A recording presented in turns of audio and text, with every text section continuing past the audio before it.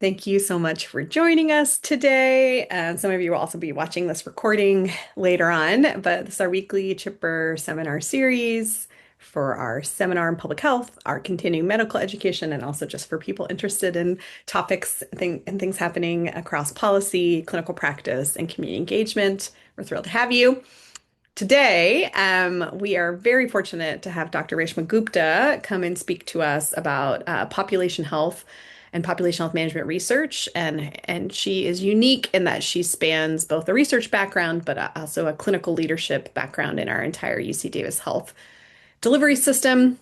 So, she runs an office that I'm guessing she's going to talk about called the Office of Population Health and Accountable Care in our healthcare delivery system. And she's also a professor of general internal medicine in our School of Medicine. She has many, many other numerous accolades, including research training at UCLA and many others. But I think I'm going to mostly turn it over to you, Reshma, to get us started and tell us more about this amazing work. Great, thank you. And so thank you so much for the invitation. I feel like this is like coming home because I'm not always working with researchers and kind of my community that I came from, right? So I really appreciate all of you here. There's a lot we're going to cover, so I think I'm just going to jump right in and give some background, but no disclosures to disclose here, financial disclosures, but lots of acknowledgements, especially from executive leadership support, and even Courtney and Jeff for all the support you guys have had, and a lot of overlap with some of these evaluations we've done, from statistical and analytics support to some of the various health system leaders, researchers, clinical leadership in divisions and departments, because we're going to go over a few examples today of this kind of work that we do in the health system and with research. Next slide. So just some objectives real through real quickly, but we're going to discuss the role of population health management and what embedded research at UC Davis Health looks like within our office, which is just one example of many. Exploring methods to evaluate for bias in use of machine learning, AI, in population health, and the development of a Be Fair framework that I'll be describing, which is an example of our work in high-risk patient population interventions from our office. We're also going to share an example around chronic condition management and understanding population opportunities to improve hypertension using remote monitoring. And then an example in social needs and really looking at population health opportunities to study food systems and food as medicine programs. So kind of a spattering of kind of our key pillars out of our office. Next slide. So I'm going to give you a little background about our office, and you can jump ahead. So our Office of Population Health and Accountable Care, our mission, I've listed it here, but is essentially really committed to working with patients and communities, but working kind of across departments, divisions, and various disciplines across the health system to leverage teams and technology and really focus on collaboration and equity around this care through the full care continuum. We focus in very much results-driven care management and using data and evidence-based practice. So this background in research is a hand in hand with the work that we do. And so we have access to all the health system data, including claims data and the work that we do, but we also are accountable for about $64 million of our contracts. And so we're really on the hook for outcomes and quality, costs, utilization, all those things. So our structure is I report to Bruce Hall in my management work in our office. With system-wide executive leadership and a dotted line to Mike Condren, our CEO. And my office, we work with nurses and physician leadership across lots of different areas. We have almost 42 different initiatives running at any time. And I have a team of clinical informatics specialists, like I said, that can overlay that data and integrate it, as well as population health specialists or program managers to kind of guide that work with lots and lots of partners, mainly with ambulatory operations, but definitely from transitions to care and inpatient, nursing and social work, care transitions, IT, pharmacy, and the quality department are probably our biggest partners to do this. If you click forward, I'll give you a little bit high level scope, but our focus is really to how we provide high quality, efficient, effective care. Much of this is defined by some of those contracts. We're always hoping we have more bandwidth to do more even beyond that, but are limited with resources. And so the focus areas are reducing gaps in quality of care. We have almost 64 measures of quality care gaps. So this includes cancer screening, vaccinations, chronic disease management, quality measures, things like that, diabetes, hypertension. Addressing high-risk patient needs. So a lot of this is looking at patient populations that drive a lot of our hospitalizations, readmission, ED visits, high utilizer type interventions. Tackling inequities and social needs. We have a number of initiatives around this, and performing in value-based contracts. So those contracts that I had mentioned as well. But ultimately, it's trying to keep patients healthier at home by getting care at the right care team, right time, and right settings. Next slide. So how does this link with research? So I am a health services researcher, formally trained. I have write grants in and out. I'm not someone that is grant supported, but Courtney has helped me even the last year and two writing grants in addition to support things. But we actually, when we look at like learning health system phenotypes, this is a slide I like to use, but there's a spectrum in general. And sometimes, when we look at one side of it, we're looking at data scientists maybe without even formal kind of implementation improvement science that they're using in the traditional research they're doing, to data scientists that do focus on implementation and improvement science, to QI specialists, formally embedded researchers that actually are hired in the health system, right, with specific requests. So they're not necessarily always grant funded, but are folks who bring in those research skills to tackle hard questions the health system's asking, to just health system managers that have a data team and health system executives. And this is that full spectrum. And we cover a lot of these roles in our office as we do this type of work, but we really require, you'll see that first asterisk is skilled. These staff are skilled with health system data literacy and research backgrounds. A lot of those roles, it's really required to kind of do that. And the double star there for the role around, especially a formally embedded researcher, is really having them on the formal health system team that allows them to understand the odd intricacies around the data of the health system, which I'm sure many of you have experienced before.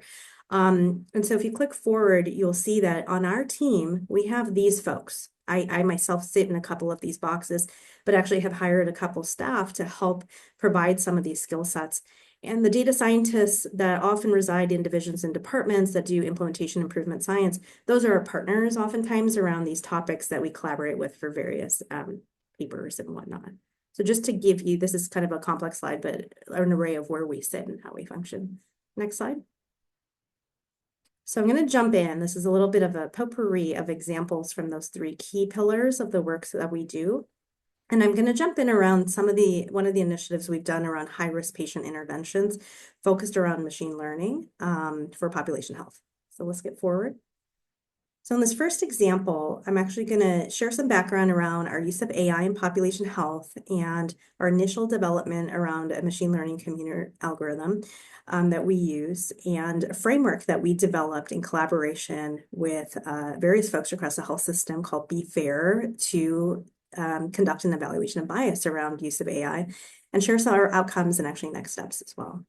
So if you go forward, this is some background. So population health programs like our own here and anywhere in the country pretty much that has an office like this are often using AI risk models to ultimately decide how do we deliver services with limited staffing, limited bandwidth, and how do we know what patients to start with? And so we had a question around care management, social work services for high-risk patients that might end up in the hospital in the future. These patients often have very complex health needs, and we're talking about hundreds of thousands of patients. So we don't have staff that can call all of them, and we need to have some idea where to start, and to do that in ways that are more equitable.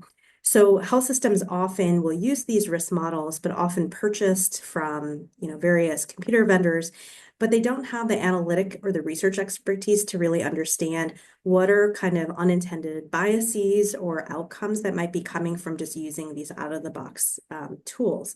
So we wanted to bring some rigor to that and make sure that we're not creating more harm. One thing we know about these AI models is this is the common saying, but they're as good as the data that goes into them. And so there's a lot of reasons why bias can kind of enter in. And by using these models, the questions come up, are people being left behind? Are we missing data for some of them? Is there underrepresentation of that patient population? Do we understand the historical context, right? That maybe leads to certain outcomes being better than others that we choose in developing these models. Anyways, lots of questions you can imagine that we had and about safety and equity in this space. Next slide. So I always use this slide about oftentimes when we think about these services, right, care management, social work in our health system, it's the loudest patient, it's the loudest provider that gets the patient through that resource. So already there's so many patients that we don't know what their needs are, and we wanted to be able to have a better lens to proactively develop a program. So if you move forward, um, what we wanted to do is to become smarter, more efficient, and more equitable, to be able to actually get eyes on, get a vision into who these patients might be and proactively do outreach. Next slide. So what we did is we brought together a team, and actually this was an effort that was done UC wide, although we built our own model at UC Davis. And we looked at our primary care population, and we had about 120,000 patients at the time in that cohort. So this is defined and attributed by at least one primary care visit in the last 2 years within our UC Davis clinics, including resident clinics, and patients that were assigned to us by those contracts, like it's listed that UC Davis is their primary care, even if they never actually engaged yet and had a patient there, because we as a health system are accountable to their care, no matter what they do. And so we wanted to include that population as well. And so we built, as background, a machine learning model. I won't go into all the details of how the models were set up, but they're listed there. But ultimately, we included some key domains of measure inputs that included ambulatory engagement or some proxy measures for patient activation, chronic conditions, various demographic variables, some key labs or tests, medications. We often know that prior utilization predicts future utilization from the literature, and so included some measures of that, as well as various social determinants that we had a decent amount of data for, such as ADI, HPI at the state or national level. And our ultimate outcome was trying to predict future predictable or preventable hospitalizations or ED visits. So planned admissions for chemotherapy, pregnancy, things like that were not included. We tested the model with 215 metrics, but ultimately created a model of about 30 that had a good performance. If we go to the next slide, one of the things that we wanted to develop was making sure to talk to clinical teams before we started deploying this model and in the input of it. And there's three themes that came up that we wanted to, that we were concerned about, that people were concerned about. One is using AI. A lot of clinical folks and teams and nurses and others were very concerned about using something that was just the shiny tool that was just being bought off the shelf and used without a lot of thought to harms that it could provide. And so the shiny object effect was a major concern. The second one, if you move forward, was about transparency. So what went into the model, who was using it, what were the potential, bias or side effects of it. People wanted to know if they were going to be using it.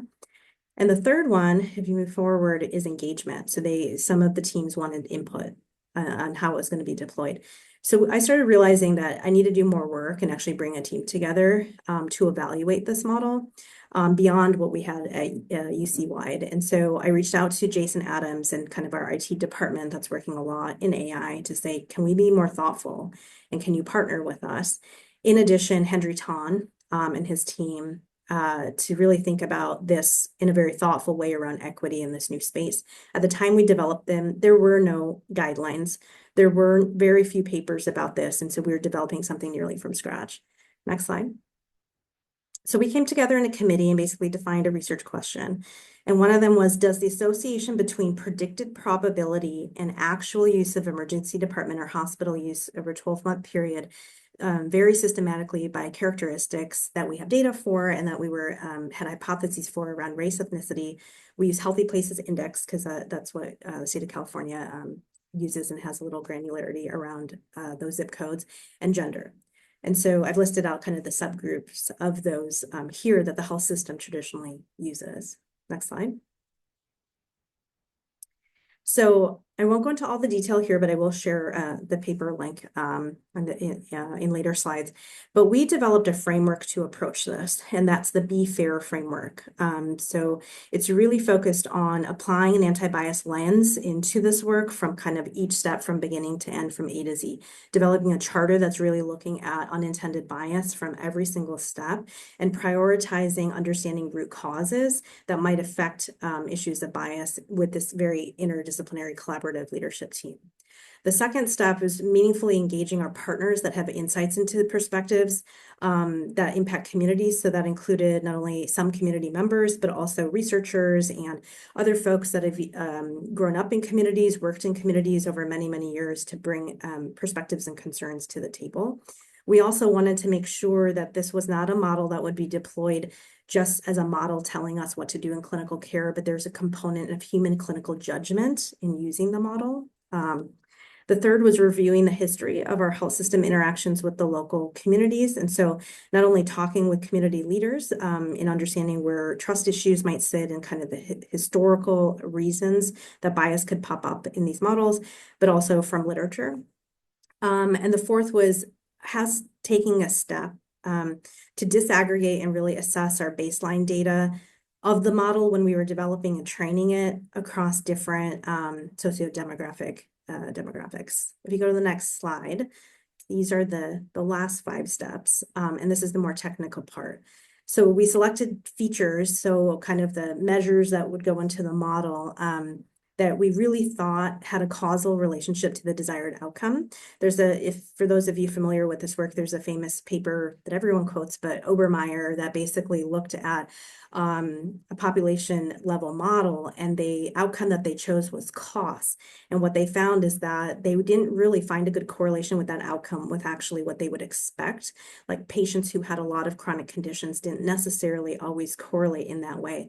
And it was because maybe the outcome wasn't the right outcome. There was judgments and bias that was kind of put into that, and actually different outcomes might be better. And so if I recall, it was an African-American population, for example, that actually that outcome didn't really work with very well. And potential reasons had to do with issues of trust and other reasons why people utilize the medical center and where costs come from.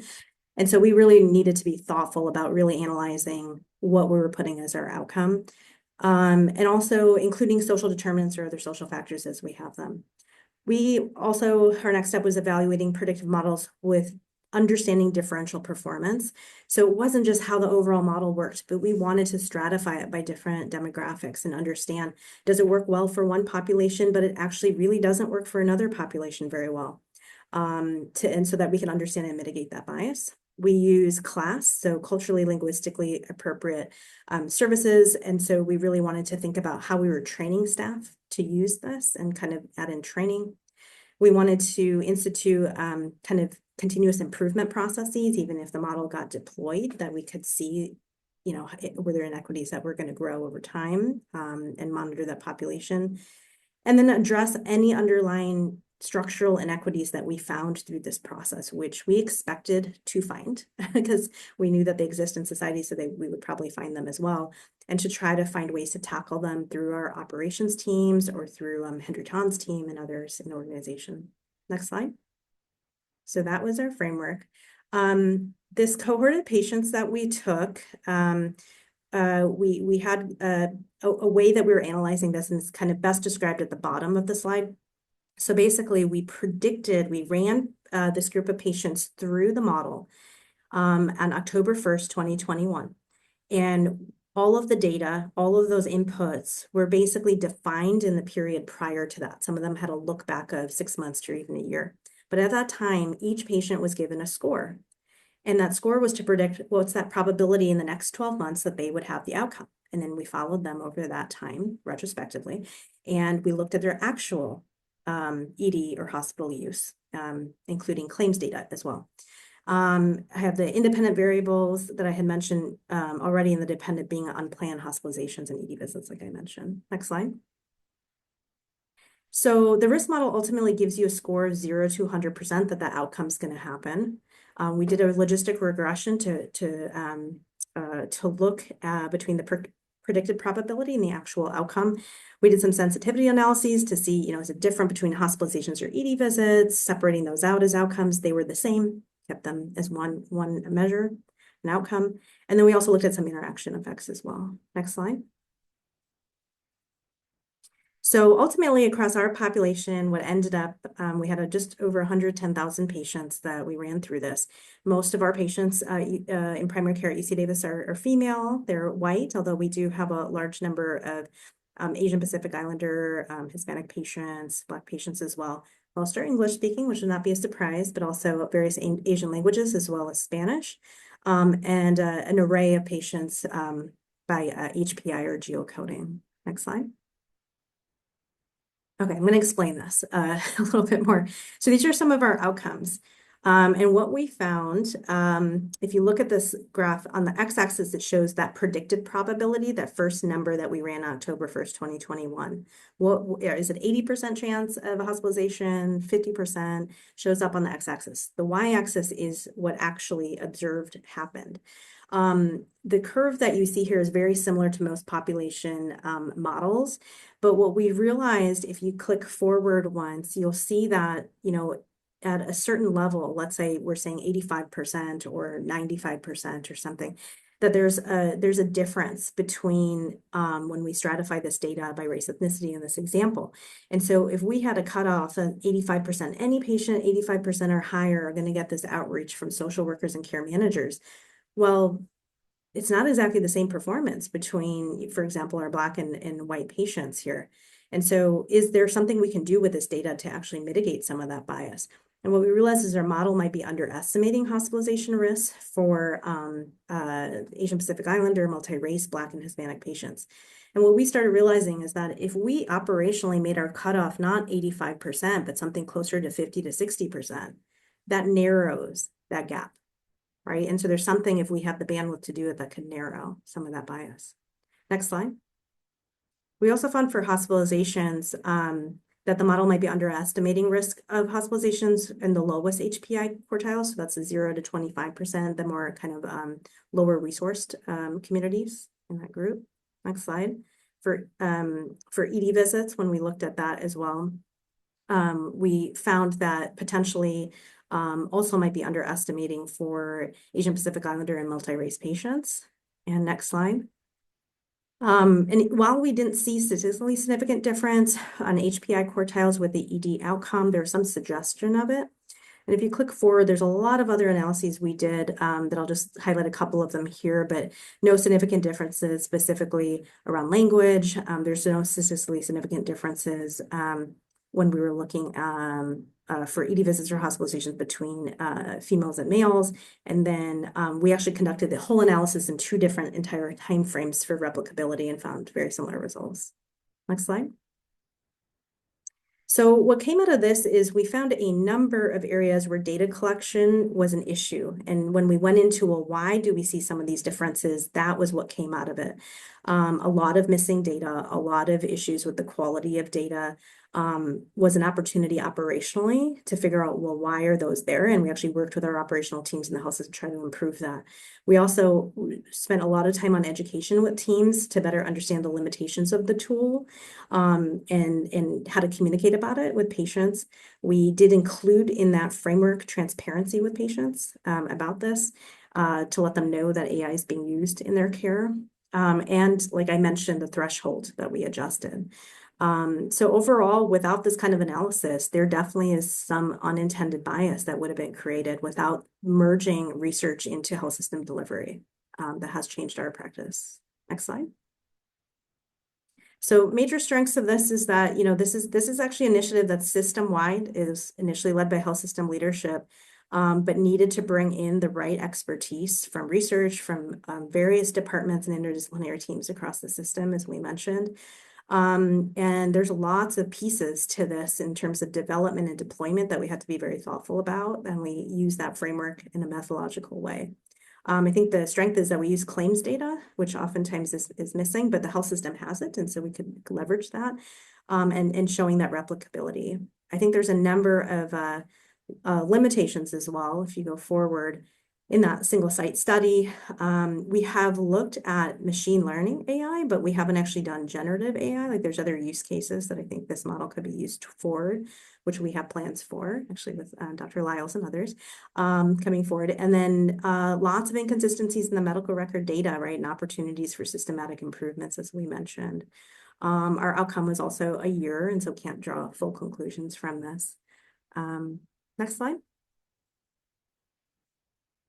So this paper, as you can imagine, it being AI related, got a lot of attention. And so we ended up writing this up. It was published in the Journal of General Internal Medicine, but got attention from the Sacramento Business Journal and another of other media outlets. But I always say this quote that like, be brave enough to turn away from shiny objects, but towards the light that made them shiny. And for me, the light was actually bringing in the research methodology, because there's no way the health system would have known any of this without being able to do this type of evaluation.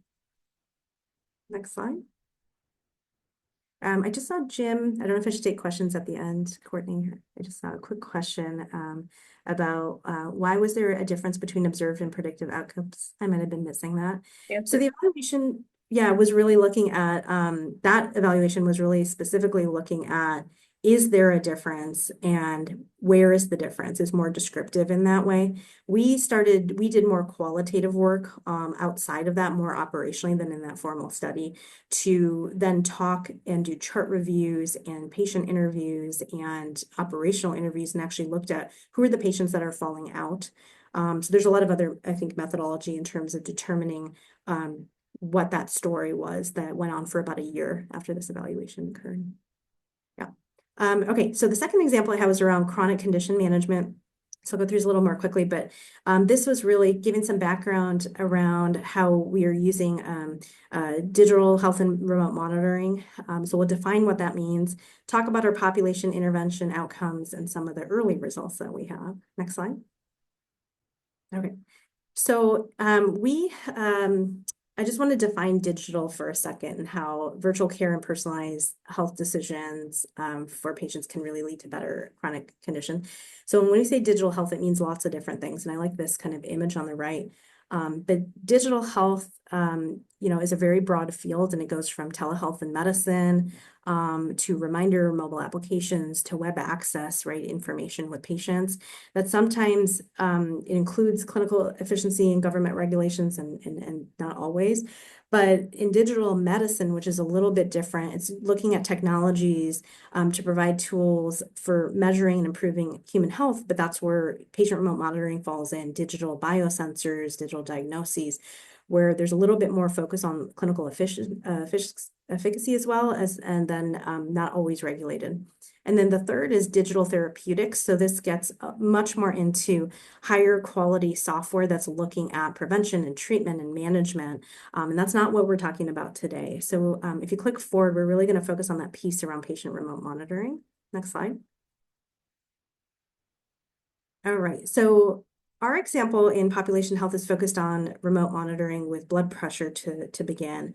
And we know that generally care that extends beyond the walls of our medical center tend to have better outcomes. So that includes, this area, and a lot of systematic reviews and research have shown that with digital health interventions for blood pressure, it does improve those outcomes around blood pressure and risk of uncontrolled blood pressure.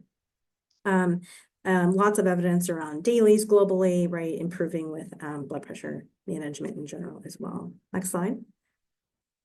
So we started wanting to really think about digital care creating value in our system and what it meant by return on health.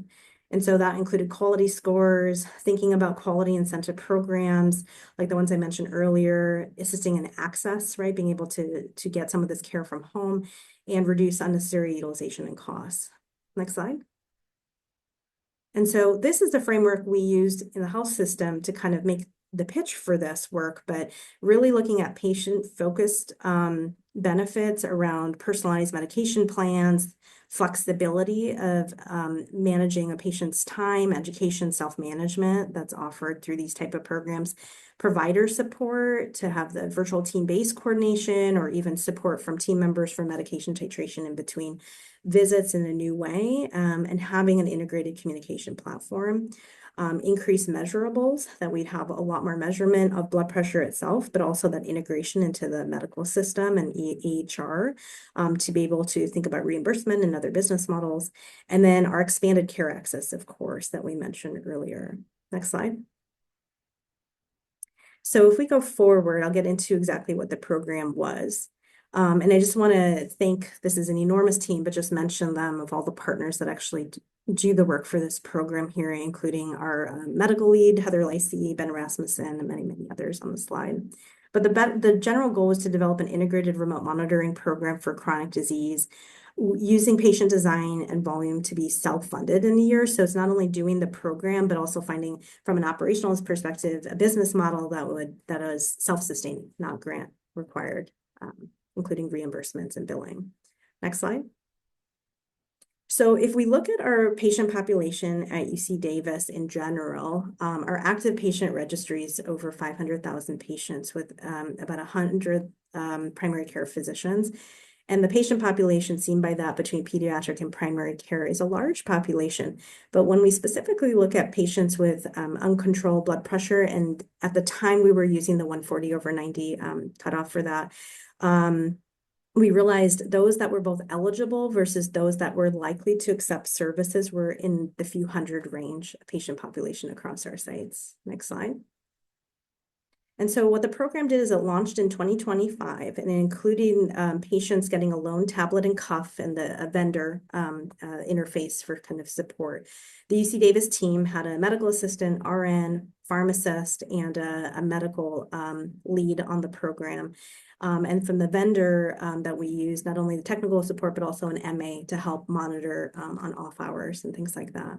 And also a lot of education from the program. If you go forward, this is kind of the intervention. The patient essentially signs up for a 6-month program with the opportunity, if needed to, or wanting to extend another 6 months.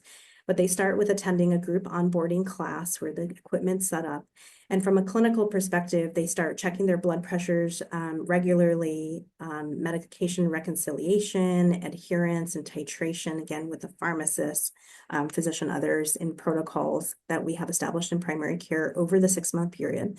And as you can see on the bottom, there's various education classes that they get throughout this time as well, including about diet and exercise and sleep and stress, in addition to all of that.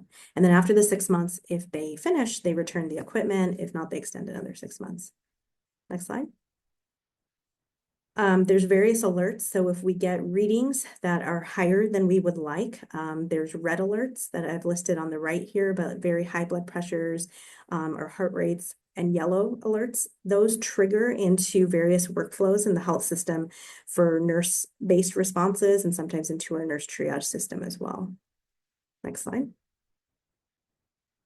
And this is kind of an example of what they get and what we see. So they get a validated blood pressure cuffs. They get the program document has documentation that both the patient and provider can see. Various workflows, like I mentioned, for escalation and efficiency on onboarding. The vendors have a very clear protocol that they follow. We use video visits and, like I said, billing capture. This is kind of a view on the right of what the clinicians can see from the data that comes in, and so they can really monitor trends and things of that sort. If you go forward, a really quick view of what the patients can see as well on their end to really focus on patient experience, and just making their ability to access things through my chart very easy so they can have some ownership in their care journey in this process. Next slide. So our key outcomes we are looking at, and this is ongoing, is operational outcomes around the reach of the program, how many patients we're getting to, engagement and billing as we are operational, patient experience, which has been more qualitative, physiologic improvement, which for this is blood pressure control, behavioral and lifestyle changes, medication adherence through survey.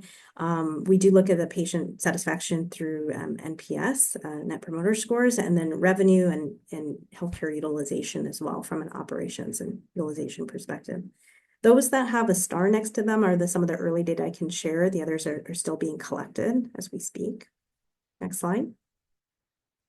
So just some qualitative, of course, there's only two, so kind of a quick summary, but some of the comments I've listed here. But I've been in the RPM hypertension program for 3 months now. My blood pressure readings went up and down. The pharmacist and nurse were able to assist me renegotiate medications and lifestyle adjustments. I'm happy to have a team that works with me and try to get my blood pressure under control.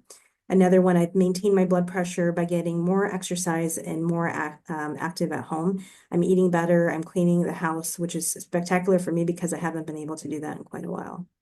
But if we move forward into kind of some of the other outcomes, from a reach perspective, some of the early outcomes, this program was in a very, very early pilot. And in January 2025 is when we kind of revamped the program. And you can see from the blue line of enrollment and then the yellow of patient census, it's grown consistently each month. Our goal is around 25 to 35 a month. And so you can see since like summer, we're kind of reaching those as this program has grown. Next slide. This is another enrollment. So those that have scheduled classes in the red, those have completed the initial onboarding in the blue, and enrollment orders, like continuing the courses basically in the gray. We expected it to be 50 to 60%. So we actually are not surprised by the numbers that are here. Next slide. And this is another slide showing similar information, but I think the main thing is we went in and actually looked at, what are the reasons why people maybe no-show or kind of leave the classes. And commonly it's cost, time commitment, just scheduling vacations, anxiety over too many readings that are required.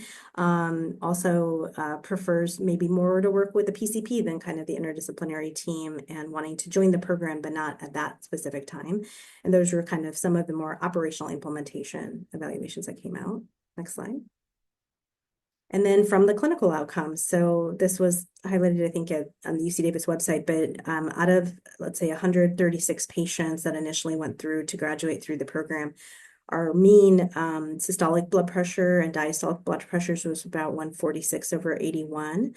And over 5 months of that kind of cohort, the mean went to 126 over 73. And so not different from other programs, we're finding really good clinical results. Next slide. And then from an operational perspective, because again, we're the health system as well, from a billing perspective too, this intervention was allowed us to actually bill. And so this does not need to be grant funded. The billing supports the program to continue on its own. Okay, next slide. All right, so our office, kind of jumping to the last part, is actually undergoing evaluations across many of our other initiatives. I've mentioned a number here, but I'm just going to spend a couple minutes, not much, on one of them that's just about to come out. It's just an example because it hasn't fully launched yet, but we have a grant out for it around social needs in our Food, Waste to Health, and Food as Medicine program. So just kind of an overview of what we're hoping to do going forward. Next slide. All right, so as I mentioned, part of our office really tries to work upstream and not just at the end of care. And so much of this may not be new to many of you, but we know that food insecurity and access to food is highly connected to, adequate, good nutrients, control of chronic diseases, like we mentioned, but also pregnancy and child development, and can increase the risk of negative mental health outcomes as well. These often lead to missed visits, issues with, being able to adhere to medications, and healthcare utilization, hospitalizations, ED visits, and then eventually costs in the end of the day. UC Davis specifically has very deep roots in community health, and especially around food and food systems. And with the California Medicaid program and the 1115 waiver for medically tailored meals, there was an opportunity for the health system to begin delivering medically tailored meals to our patients. Our kitchen already serves, 6,500 meals a day. And so it has made a huge effort with Chef Santana Diaz to revitalize that food in healthier ways. And so we felt like as a health system, we have a really innovative spot here with Food as Medicine, and we could be able to evaluate it in a more rigorous way. And so we spent time talking to community and understanding kind of feedback of prior food distribution efforts and what didn't work before, why communities weren't picking it up, even if food was available.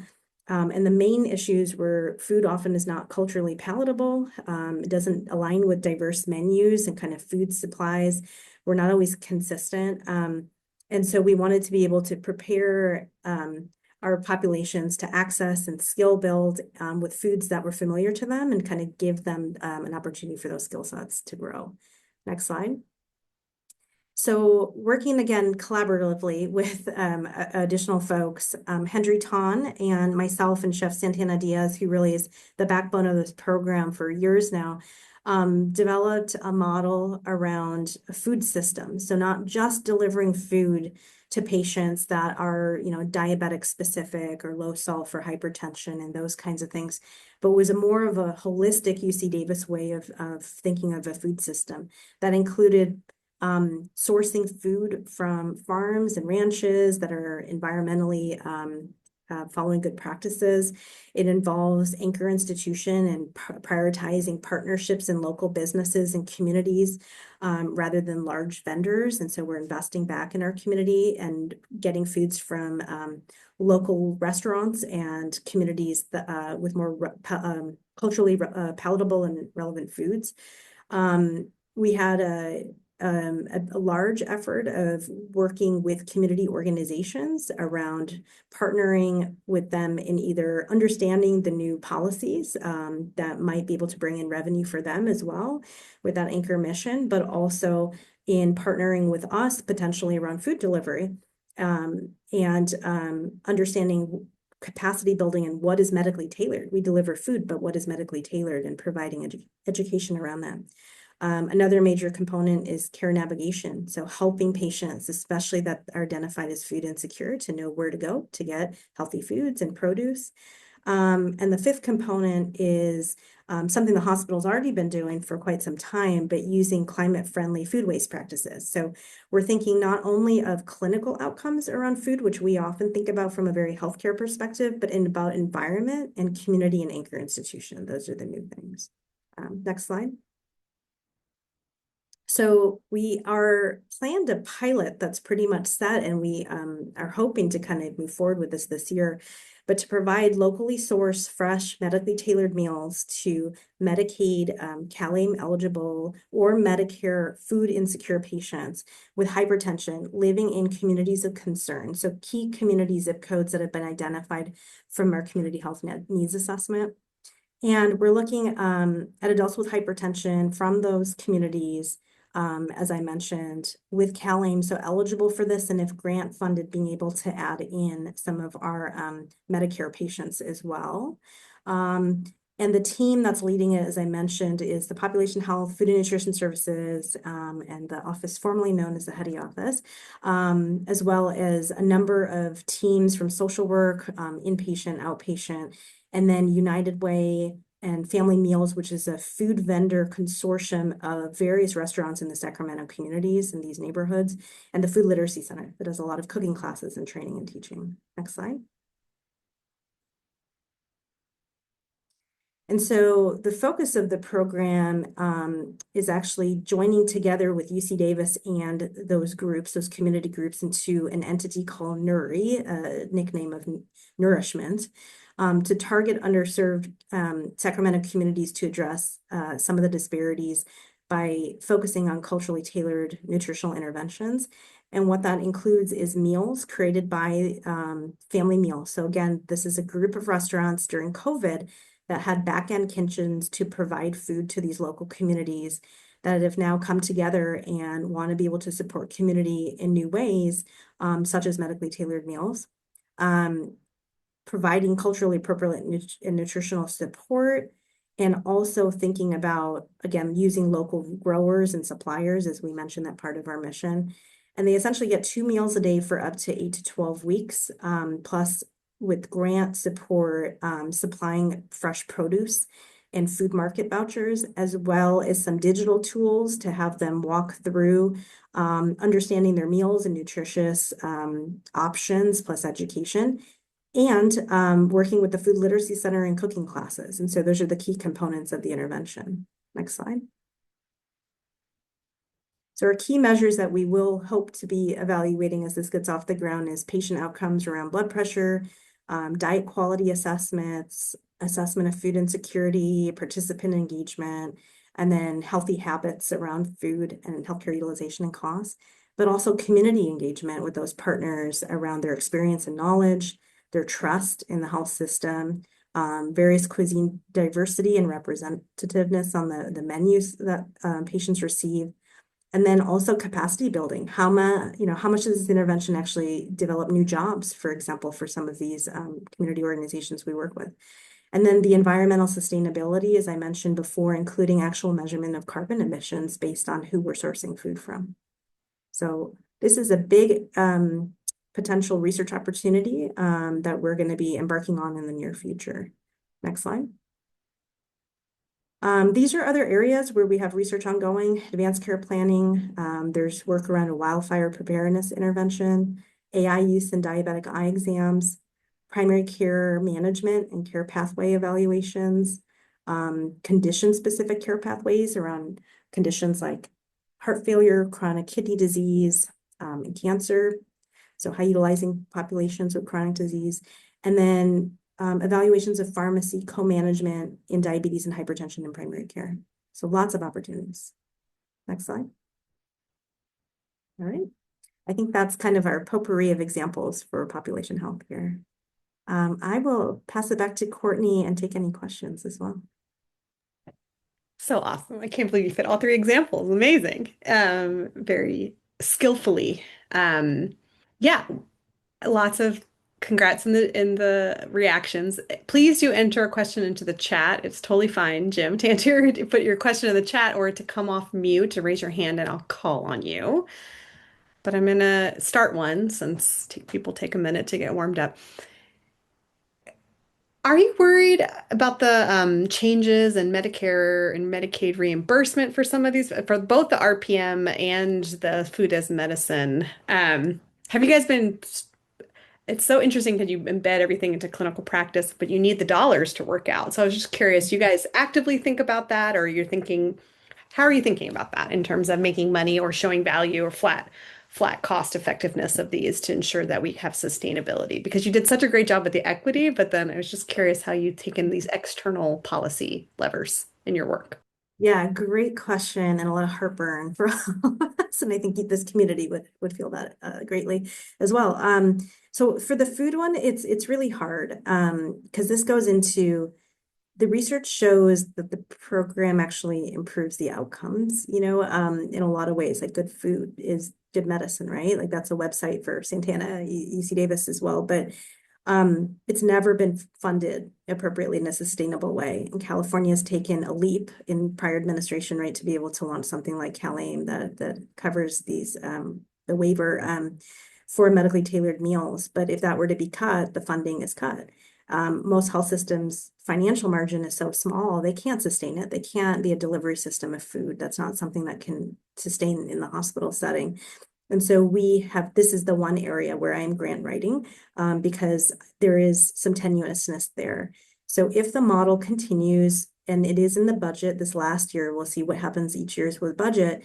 This can be a self-sustaining model based on how we've built the business model to align with this in the evaluation. But if that were to get cut, then we need bridge funding and donor funding. And so we've been thinking a lot about how do states like North Carolina or other innovative models think about this beyond medically tailored meals and just providing food, but think about the food system in a joint business model with farmers and ranchers. And so there are models out there where folks are thinking about if we are saving revenue in one way through contracts and through commitments to the farmers and ranchers, can that money actually get displaced into NTM?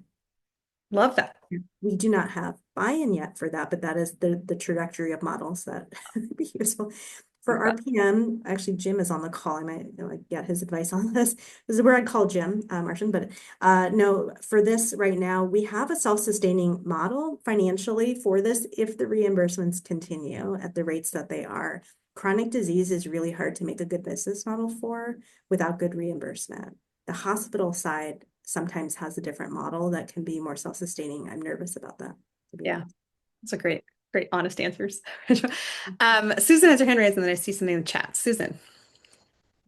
All right, thank you so much. That was a fabulous presentation. I really enjoyed it. And Reshma, I wondered if, and apologies in advance if I missed it, but I wondered if you might actually say a little bit more about the condition-specific care pathways. And I was also interested in if your offices, and I think it may be, but if you might say anything about maternal health and maternal Oh, yes. morbidity and mortality, that'd be great. Thank you.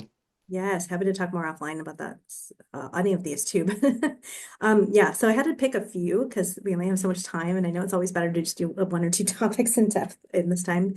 But yeah, so the care pathways, this goes into that pillar around high risk, kind of high need, high utilizer populations. So our data, we have analyzed it to look at what are those chronic conditions at UC Davis that drive a lot of unnecessary utilization and potentially opportunity to deliver better care at home. And so we have gotten prioritized and approval by the health system leadership around cancer, heart failure, chronic kidney disease, dementia, and COPD and asthma. Those are the ones that just the data showed us. That's where the need is with the patient population. So we've been working very closely in a very interdisciplinary, multi-specialty kind of design team is what I call it, to design a needs assessment to assess mainly access issues from all different subspecialties in primary care through the patient journey, as well as care management system-wide. So primary care, specialty, including if it's CKD, we're talking about transplant, IR, nephrology, interventional nephrology, primary care, hospitals, like the whole gamut, home health, SNF. And all of those care management services, for the most part, nursing social work now report under a key nurse that's actually a dotted line reporting to our Office of Population Health. And so our ability to say common documentation, common workflows, common risk model, let's work together and design a pathway for acute decline to get them in the ambulatory setting and be proactive using registries and AI. That's kind of where we're going. A lot of it's still in development, so I don't have much data to show, but some early results for CKD and COPD have shown like a reduction of around 20% for readmission and hospitalizations. But I need to put some regression on those. Just health Awesome. system data. Thank you. I On love it. maternal mortality, there's a UCOP effort around maternal mortality and prenatal visits and equity that the quality department in our office is helping to support with OBGYN. So if offline, I'm happy to talk about that. We're early in that development right now. Amazing. I think we have time for this last question in the chat, but if someone has one more, I think we could try to squeeze you in. Lena, did you want to ask it or do you want me to read it out loud? Sure. Yeah, I can ask. Um, so I was wondering, thank you for this great talk, first of all. I was wondering for the remote blood pressure monitoring program, if you could speak a little bit more to any efforts to orient or train care team members to those remote blood pressure processes, and if you have any lessons learned there. Yeah. Um, so yes, and it's an ongoing evolution of programs. So so I guess the care team members are a couple different folks. So the pharmacists that exist in all our primary, because right now it's primary care focus, but in the primary care clinics actually are running the program. Some of their own members are cross-covering to actually do the program, call the patients, do titration with the care compacts that we have already in primary care, but through this program and the data. So the pharmacists are well integrated into it. The nursing and the MAs in the various clinics are aware of it, and I think there's probably more room that we can do some training, but I think they've had like awareness training that people might bring in questions, cuff calibration, things like that. The physicians have had announcements around it. Alan Hall, who often makes site visits in all the different clinics, will go out and kind of make presentations around this. I think that there's more opportunity probably around continuing the education about how to access the numbers and things like that too. But there is a centralized hub. So if patients have issues or problems, there is like a specific staff member to deal with it that wouldn't offload on the care team. I hope that answered your question. I love it. Pharmacist led. Love Yeah. it. Um, yeah, we just finished our trial with our pharmacist led intervention arm, Reshma, so I'm happy to talk to you about that I offline. need to. Yeah. Yeah. This was wonderful. You really did cover a lot. Rather than squeeze another question, I think I'm just going to wrap us up and just thank you again for your time. We have a few talks, but you're definitely the epitome of blending clinical practice and research and how to get them better together. So we're very grateful for your time and your expertise. And hopefully there'll be even more opportunities to partner together in the near future. Thank you. Yeah. And if anyone has any interest in any of the topics that I mentioned, feel free to reach out because Right. I don't have bandwidth to do all the evaluations, and I'm happy to partner on more. We're here. That's why it's great. Great to see you. Have a great afternoon, everyone. Thank you.